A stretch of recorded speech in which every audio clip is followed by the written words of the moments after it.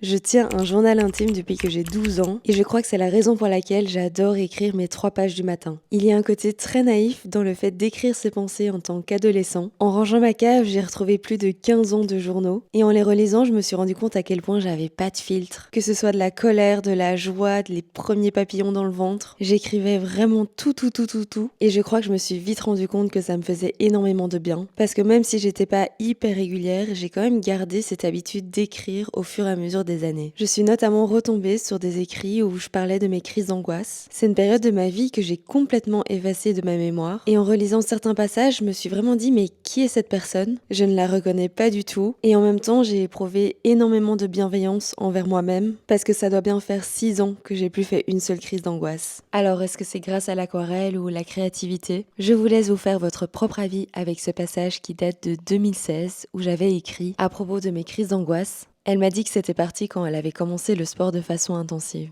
C'est pour ça que j'ai recommencé le dessin, pour voir si ça allait m'aider. Je sais pas vraiment si ça m'aide. Ça me rend triste, je crois. J'aime vraiment ça, dessiner. Et recommencer, ça m'a replongé dans mes pensées de qu'est-ce que je fous à Solvay. Mais j'ai peur de faire vraiment ce dont j'ai envie, parce que j'ai peur de me décevoir. Et puis, j'ai besoin d'argent. Et ok, c'est beau quand je dessine, mais à quoi ça me sert? Lire ces mots, ça m'a permis de remettre les choses en perspective. Et surtout, ça m'a rappelé qu'on est beaucoup plus fort qu'on ne le croit et que le meilleur reste toujours à venir.